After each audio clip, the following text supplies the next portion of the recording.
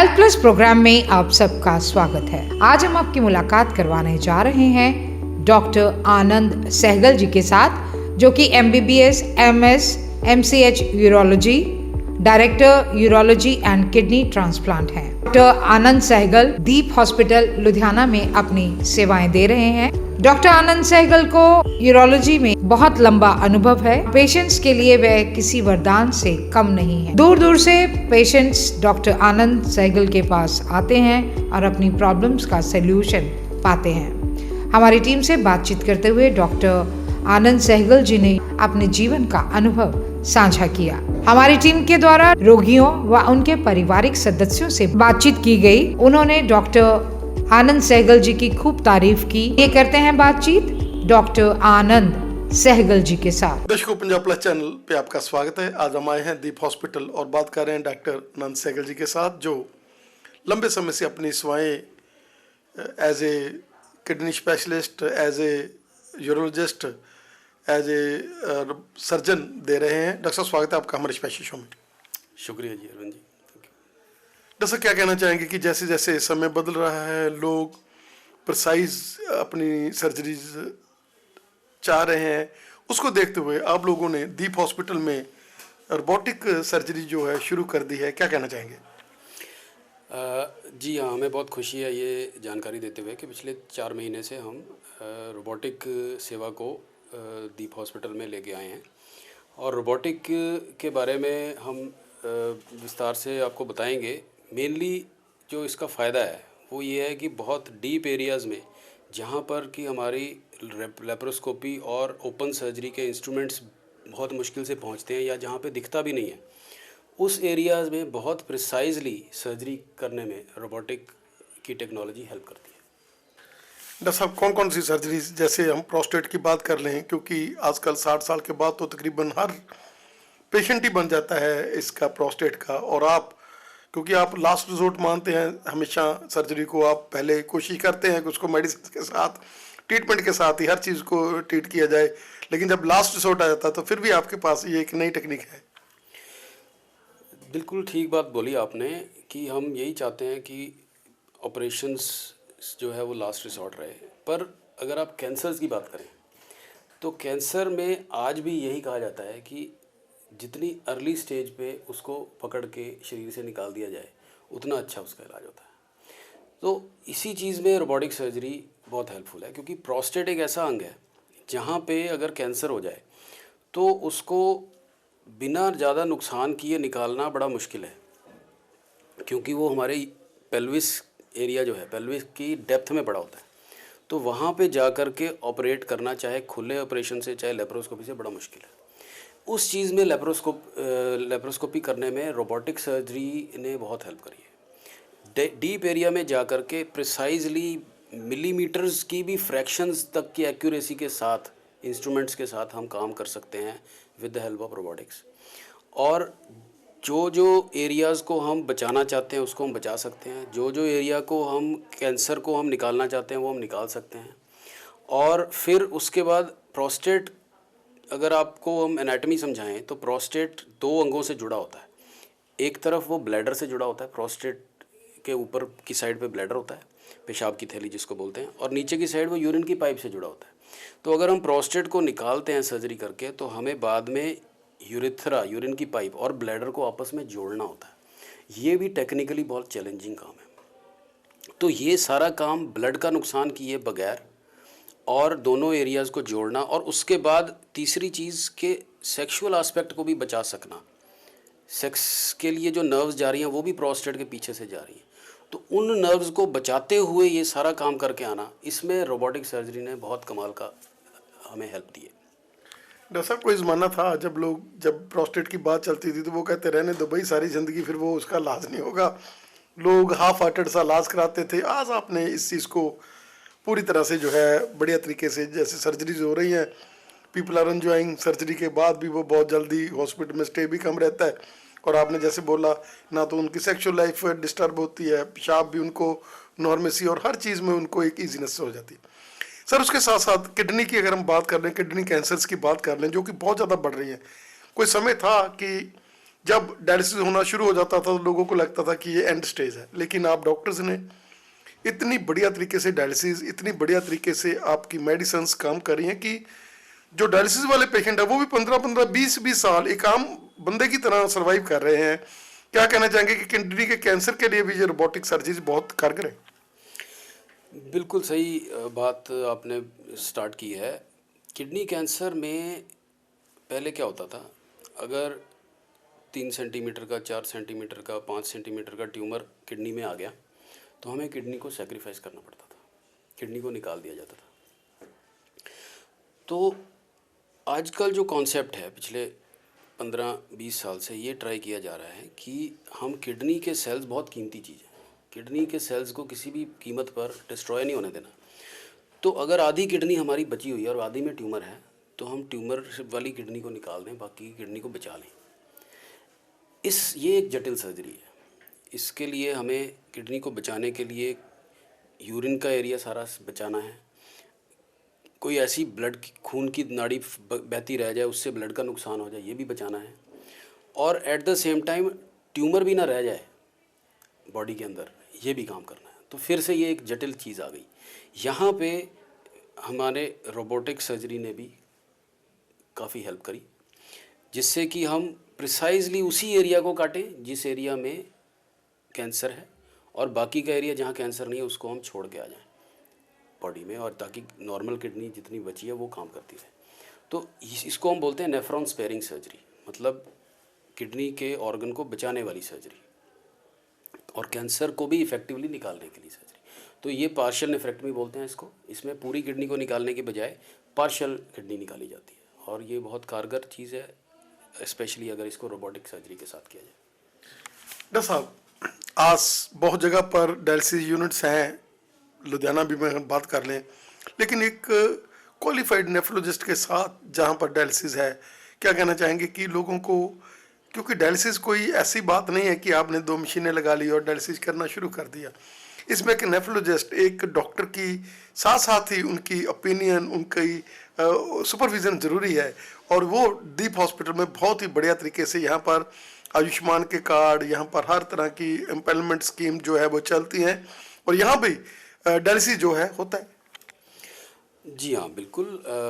देखिए, जैसे आपने कहा, एक्चुअल में it is the man behind machine जो कि काम करती है। मशीन्स तो आप हर तरीके की ला सकते हैं, पर उसके पीछे एक वेल ट्रेंड अगर स्पेशलिस्ट होगा तो ही वो मशीन्स सही हेल्प पेशेंट तक पहुंचा पाएंगी। तो खाली ऐसा नहीं है कि आप मशीन ला के रख दिया और टेक्नीशियंस ने काम कर दिया, सुई लगा दी, डायलिसिस हो गया। डायलिसिस करते हुए बहुत सारी चीज़ों का ध्यान रखना पड़ता है कि उसमें बॉडी में सोडियम कम ना हो जाए, पोटेशियम कम ना हो, ज़्यादा ना हो जाए, शरीर में पानी कम ना हो जाए, बीपी डाउन ना हो जाए। आपने बहुत सारे किस्से सुने होंगे जब डायलिसिस के दौरान भी पेशेंट डेथ हो सकती है। सो इसलिए ऐसा नहीं है कि भी आप खाली एक लड़के को नीडल लगाना सिखा दो और डायलिसिस हो जाएगी, ऐसा नहीं होता। तो वो सारी फैसिलिटीज़ होना बहुत ज़रूरी है। हमारे पास क्वालिफाइड नेफ्रोलॉजिस्ट डॉक्टर हमारे राहुल कोहली हैं, उनकी टीम है, हमारी किडनी सर्जरी की टीम है। तो ये सारा पूरा यूनिट चाहिए होता है, टीम वर्क चाहिए होता है, जिससे कि हम कर सकें ये सारा काम। तो डेफिनेटली हमारे पास मशीन्स आ गई हैं, पर हमारी टीम है वो भी बहुत काम करती है, जिसकी वजह से हम सक्सेसफुल रिजल्ट पेशेंट तक पहुंचा सकते हैं। ऐसा रिकंस्ट्रक्टिव जो सर्जरीज हैं, रिकंस्ट्रक्टिव सर्जरीज हैं जो, वो भी इसके साथ ही आजकल रोबोट के साथ संभव होगी, और वो भी इस हॉस्पिटल में हो रही है। जी हाँ, ये आपने जो मुद्दा उठाया, रिकंस्ट्रक्टिव सर्जरीज हम बोलते हैं जिनमें कि हमें डिजीज़ को निकालना है लेकिन ऑर्गन का नॉर्मल काम भी बचाना है। जैसे कि सपोज़ यूरिन की पाइप है, किडनी से यूरिन की पाइप आ रही जिसको यूरेटर बोलते हैं, उसकी पाइप ब्लैडर के पास आकर के ख़राब हो गई है, चिपक गई है, टाइट हो गई है, या कोई और सर्जरी की वजह से और बीमारी की वजह से वो जुड़ गई है, तो इसको हम बोलते हैं यूरेट्रिक स्ट्रिक्चर। यूरेट्रिक स्ट्रिक्चर को अगर यूरेटर की यूरिन के पैसेज को सही बनाना है तो उसको दोबारा से ब्लैडर में इम्प्लांट करना पड़ता है, उसको हम बोलते हैं यूरेट्रिक री इम्प्लांटेशन। तो ये सर्जरीज़ जो हैं, ये इनमें स्पेशल आपको इक्विपमेंट चाहिए होता है और स्पेशल टेक्निक चाहिए होती है जिससे कि उसको करा जा सके। ये सारी चीज़ें नेचुरली जब आप ओपन करके करते हैं तो काफ़ी इफ़ेक्टिवली कर पाते हैं, लेकिन रोबोटिक की सर्जरी की वजह से ओपन चीरे की भी पॉसिबिलिटी ख़त्म हो जाती है। तो हम बिना बड़े चीरे के रोबोटिक की मदद से रिकन्स्ट्रक्टिव सर्जरी कर सकते हैं, जो कि बहुत महीन टांके लगाने का काम ओपन से ही कर सकते थे, अब हम वो रोबोटिक से कर सकते हैं और ओपन से भी ज़्यादा इफेक्टिव तरीके से कर सकते हैं, क्योंकि रोबोटिक सर्जरी में हमें बड़ा विजन दिखता है और हम टांके जो हैं वो बहुत ज़्यादा प्रिसाइज तरीके से ले सकते हैं। रोबोट की जो आर्म्स होती हैं वो अंदर जा कर के इस तरीके से काम करती है जैसे आपने अंदर रिस्ट की मूवमेंट्स कर सकते हैं, तो इस तरीके की मूवमेंट्स आप रोबोट के इंस्ट्रूमेंट की मदद से कर सकते हैं। तो दैट इज़ वाई रोबोट ने इतनी जटिल सर्जरीज़ को भी लेप्रोस्कोपी से पॉसिबल कर दिया। डॉक्टर साहब, आप बहुत ही कम इन चीज़ों को ऐड को करते हैं या लोगों को बताते हैं, क्या कहना चाहेंगे कि आपका जो क्राइटेरिया है वो तो आपके पेशेंट्स हैं। अगर हम कनाडा अमेरिका की बात कर लें, हम लोग किसी भी बाहर कंट्री की बात कर लें, तो पहले ही वो आपसे टाइम लेकर सर्जरी के लिए आते हैं और अब बहुत लंबी चेन है। डॉक्टर साहब, आप किसी भी एरिया की हम बात कर लें, क्योंकि आपने लंबे समय से अपनी सेवाएं जो है सर्जरी में दी हैं और यही कारण है कि चेन बहुत लंबी है। देखिए, हम तो इस बात में विश्वास करते हैं कि आपका काम बोलना चाहिए, ठीक है। तो अगर हमारा काम अच्छा होगा, हम सही राय देंगे और सही काम करेंगे, तो डेफिनेटली अपने आप ही आपकी चेन बन जाती है। तो मैं तो अपने जूनियर स्टाफ्स को और जूनियर मेरे जो डॉक्टर होते हैं उनको भी यही कहता हूँ कि अपना काम मज़े से करे जाओ, नाम अपने बन जाएगा। डॉक्टर साहब, किडनी ट्रांसप्लांट जो कि पहले लोगों को दिल्ली जाना पड़ता था, चंडीगढ़ जाना पड़ता था, बड़े बड़े शहरों में जाते थे, वो भी यहाँ पर अब हो रहा है और वो भी बहुत सक्सेसफुली, क्योंकि अब तक काफ़ी किडनी आप ट्रांसप्लांट कर चुके हैं। और उसके साथ साथ वो पेशेंट जो सडन डेथ जिनकी होती है और उन्होंने किडनी दान की होती है, वो भी ट्रांसप्लांट के मेरा ख्याल है केस यहाँ पर हो रहे हैं। क्या कहना चाहेंगे? किडनी ट्रांसप्लांट क्योंकि रिलेटिव्स ही दे सकते हैं, इसलिए किडनीज़ की संख्या कम है। तो उसका एक तरीका है कि जो सडन डेथ्स होती हैं उसके लिए हम अप्रोच कर पाएँ और पेशेंट्स आ पाएँ हमारे पास। तो ये चीज़ आजकल क्या है कि अलग अलग हॉस्पिटल्स में आप जा कर के अपनी प्रायोरिटी लिस्ट में अपना नाम डलवा सकते हैं और उसके बाद आपको इस फैसिलिटी की हेल्प मिल सकती है। तो मैं यही आपके ज़रिए ये मैसेज देना चाहूँगा कि लोग आगे आएँ। पहली बात तो एक तो अपनी इच्छा जाहिर करें कि हमें कुछ भी कल को हो जाए तो हमारे अंग यूज़ हो जाएं और ऑर्गन डोनेशन करें। दूसरा कि जब भी ऐसा हो जाए किसी के साथ, अगर उस इमीडिएटली हॉस्पिटल में आईसीयू में जो भी आपके पास हॉस्पिटल है उसके आईसीयू में एडमिट करा दें, जिससे कि उसके ऑर्गन्स अगर अवेलेबल हो सकते हैं किसी की भी हेल्प के लिए तो वो जल्दी से जल्दी किए जाएं। ये फैसिलिटी हम दे रहे हैं। हम आईसीयू हमारा जो है 24 घंटे का आईसीयू है कॉन्टीन्यूस। कभी भी पेशेंट ट्रॉमा वाला पेशेंट आ जाए तो उसको इमीडिएटली आईसीयू में एडमिट करके हम रनिंग हार्ट के अंदर उसके ऑर्गन्स को प्रिजर्व किया जा सकता है। फिर उसके घर वालों से कंसेंट लेकर के बाद में हम उसको दान के लिए तैयार करा सकते हैं। तो ये एक जनरल सबको पता होना चाहिए कि अगर किसी का खाली ब्रेन बंद हुआ है और हार्ट चल रहा है, ऐसे पेशेंट के ऑर्गन्स को हम बाकियों के लिए इस्तेमाल कर सकते हैं। और एक पेशेंट से आप सोचिए 2 किडनीज, 1 लिवर, तीन पेशेंट्स के लिए हेल्प हो सकती है। और बाकी तो आइज़ वगैरह तो हैं, वो तो अलग ही चीज़ें हैं, वो तो हो ही सकती हैं। सो इस चीज़ को जितना से जितना ज़्यादा आगे लोगों को इन्फॉर्मेशन दे सकें, बहुत ज़रूरी बात है। डॉक्टर साहब, क्या कहना चाहेंगे कि आजकल जैसे किडनीज के ऊपर इफेक्ट ज़्यादा आ रहा है, आजकल स्टोन्स का जो है काफ़ी बढ़ रहा है, पित्ते का जो है वो भी काफ़ी प्रॉब्लम्स आ रही हैं, क्या कहना चाहेंगे कि आजकल हमें अपने आप को फिर वही पुराने बंदी बनाना पड़ेगा, हमें काम उतना ही करना पड़ेगा, साइकिल्स स्कूटर्स को हमें छोड़कर हमें मतलब स्कूटर्स को और गाड़ियों को छोड़कर फिर से हमें पैदल चलना, हमने लिफ्ट ना यूज़ करनी, जंक फूड से थोड़ा बचना, खुश रहना? क्या कहना चाहेंगे कि अभी हमें फिर से वही चीज़ें जो है आपस में बातचीत करनी और थोड़ा ये जो बीमारी मोबाइल की है इससे दूर रहना? क्या कहना चाहेंगे? बिल्कुल, बहुत सारी डिजीज़ेज़ हमारी आजकल की लाइफस्टाइल के वजह से हैं।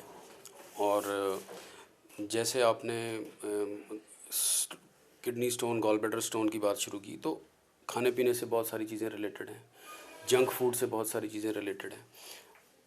हम जैसे कहते हैं, जो जैसे आप अपने रीजन के या देश के किसी भी जगह के अच्छे डाइटिशियन से बात करो तो वो यही कहते हैं कि जिस एरिया में आप रह रहे हो वहाँ का जो जो कल्चरल खाना है आप वो खाओ, वो आपके लिए बेस्ट है।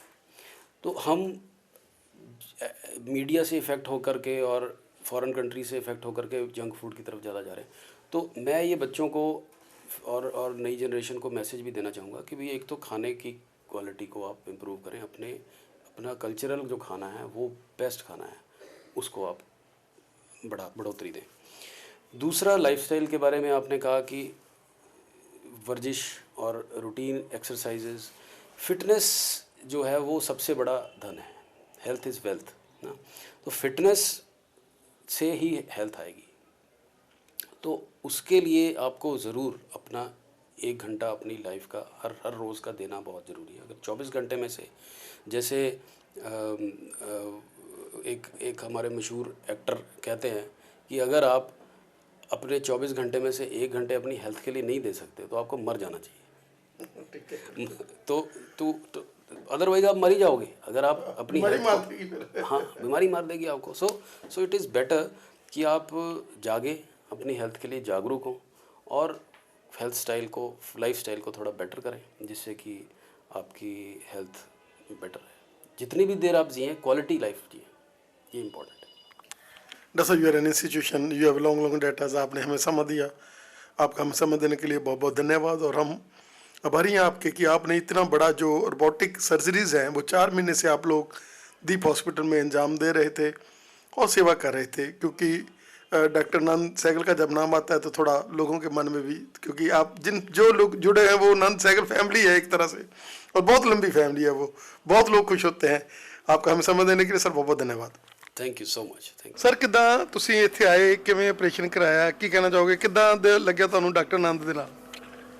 ਮੇਰੇ ਜੀ ਗਦੂਦਾਂ ਦਾ ਸਾਈਜ਼ ਵਧਿਆ ਹੋਇਆ ਸੀਗਾ, ਜਿਸ ਕਰਕੇ ਮੈਨੂੰ ਇੱਥੇ ਆਉਣਾ ਪਿਆ। ਕੱਲ ਹੀ ਮੈਂ ਆਇਆ ਸੀ ਡਾਕਟਰ ਸਾਹਿਬ ਨੇ ਦੱਸਿਆ ਵੀ ਆਪਰੇਸ਼ਨ ਹੋਊਗਾ, ਸੋ ਉਹਨਾਂ ਨੇ 24 ਘੰਟੇ ਦੀ ਆਪਰੇਸ਼ਨ ਕਰਤਾ ਤੇ ਬਹੁਤ ਸਹੀ ਮਹਿਸੂਸ ਹੋ ਰਿਹਾ। ਭੈਣ ਜੀ, ਤੁਸੀਂ ਸਪੈਸ਼ਲ ਰੂਪ ਦੇ ਵਿੱਚ ਮਰਿੰਡੇ ਤੋਂ ਆਪਣੇ ਬ੍ਰਦਰ ਨੂੰ ਬੁਲਾਇਆ ਔਰ ਇੱਥੇ ਲੁਧਿਆਣੇ ਵਿਖੇ ਆ ਕੇ ਹਾਂਜੀ ਆਨੰਦ ਸਹਿਗਲ ਜੀ ਦੇ ਜਾ ਕੇ ਆਪਰੇਸ਼ਨ ਕਰਾਇਆ। ਕੀ ਕਹਿਣਾ ਚਾਹੋਗੇ, ਕਿਵੇਂ ਤੁਹਾਨੂੰ ਮਤਲਬ ਲੱਗ ਰਿਹਾ, ਕੀ ਕਹਿਣਾ ਚਾਹੋਗੇ? ਇਹ ਸਾਨੂੰ ਇੱਥੇ ਆ ਕੇ ਬਹੁਤ ਅੱਛਾ ਲੱਗਿਆ ਜੀ। ਇਹਨਾਂ ਨੇ ਟ੍ਰੀਟਮੈਂਟ ਬਹੁਤ ਜ਼ਿਆਦਾ ਅੱਛਾ ਕੀਤਾ ਹੈ। ਜਿਸ ਤਰ੍ਹਾਂ ਕੱਲ੍ਹ ਹੀ ਅਸੀਂ ਫਸਟ ਟਾਈਮ ਆਏ ਸੀ, ਨਾਲੇ ਇਹਨਾਂ ਨੇ ਟੈਸਟ ਜੋ ਇਹਨਾਂ ਨੂੰ ਲੋੜ ਸੀ ਸਾਰੇ ਟੈਸਟ ਕਰਾਏ ਤੇ ਫਿਰ ਅਸੀਂ ਡਿਸੀਜਨ ਲਿੱਤਾ ਸਾਨੂੰ ਆਪਰੇਸ਼ਨ ਕਰਾਉਣਾ ਚਾਹੀਦਾ ਹੈ ਤੇ ਡਾਕਟਰ ਸਾਹਿਬ ਨੇ ਸਾਨੂੰ ਅੱਜ ਮੋਰਨਿੰਗ 'ਚ ਆਪਰੇਸ਼ਨ ਕਰਕੇ ਫ੍ਰੀ ਕਰਤਾ। ਭੈਣ ਜੀ, ਠੀਕ ਰਿਹਾ ਤੁਹਾਡਾ ਮਤਲਬ ਮਾਈਂਡ ਸੈਟਅਪ, ਜਿਵੇਂ ਤੁਹਾਨੂੰ ਲੱਗਦਾ ਸੀਗਾ ਤੁਸੀਂ ਪ੍ਰੈਫਰ ਕੀਤਾ, ਜਿਵੇਂ ਉੱਥੋਂ ਮਰਿੰਡੇ ਤੋਂ ਤੁਹਾਨੂੰ ਚੰਡੀਗੜ੍ਹ ਨੇੜੇ ਪੈਂਦਾ ਸੀ, ਫਿਰ ਵੀ ਤੁਸੀਂ ਪ੍ਰੈਫਰ ਕੀਤਾ ਆਨੰਦ ਸਹਿਗਲ ਨੂੰ? ਹਾਂਜੀ ਨਹੀਂ ਜੀ, ਡਾਕਟਰ ਹੀ ਸੁਣੇ ਸੀ ਬਹੁਤ ਅੱਛੇ ਹੈ, ਇਸ ਕਰਕੇ ਅਸੀਂ ਹੋਰ ਸਭ ਡਾਕਟਰ ਛੋੜ ਕੇ ਇੱਥੇ ਆਏ ਹਾਂ। ਸਾਨੂੰ ਬਹੁਤ ਵੀ ਔਰ ਸਟਾਫ ਵਗੈਰਾ ਸਾਰਾ ਵਧੀਆ? ਹਾਂਜੀ, ਬਹੁਤ ਅੱਛੀ ਤਰ੍ਹਾਂ ਅਟੈਂਡ ਕੀਤਾ ਉਹਨਾਂ ਨੇ। ਹਾਂਜੀ, ਬਹੁਤ ਅੱਛੇ ਜੀ। ਕਿੱਦਾਂ ਦਾ ਡਿਸੀਜਨ ਰਿਹਾ ਮਾਮਾ ਜੀ ਨੇ, ਤੁਸੀਂ ਮਰਿੰਡੇ ਤੋਂ ਇਹ ਚੰਡੀਗੜ੍ਹ ਜਾਂਦੇ ਸੀਗੇ ਤੇ ਤੁਸੀਂ ਕਿਹਾ ਨਹੀਂ ਆਨੰਦ ਸਹਿਗਲ ਜੀ ਕੋਲ ਆਣਾ, ਇੱਥੇ ਆ ਕੇ ਆਪਰੇਸ਼ਨ ਕਰਾਉਣਾ, ਕਿੱਦਾਂ ਦਾ ਰਿਹਾ ਤੁਹਾਡਾ ਡਿਸੀਜਨ? ਬਹੁਤ ਵਧੀਆ ਰਿਹਾ ਜੀ ਸਾਡਾ ਡਿਸੀਜਨ। ਔਰ ਮਾਮਾ ਜੀ ਵੀ ਖੁਸ਼, ਸਾਰੇ ਫੈਮਿਲੀ ਵੀ ਖੁਸ਼? ਵਧੀਆ ਜੀ, ਬਹੁਤ ਵਧੀਆ। ਔਰ ਆਨੰਦ ਸਹਿਗਲ ਜੀ, ਕਿਉਂਕਿ ਤੁਸੀਂ ਕਾਫੀ ਆਪਰੇਸ਼ਨ ਤੋਂ ਪਹਿਲਾਂ ਵੀ ਕਰਾਏ ਆ? ਹਾਂਜੀ, ਬਹੁਤ ਵਧੀਆ ਉਹਨਾਂ ਨੇ ਟ੍ਰੀਟ ਕੀਤਾ।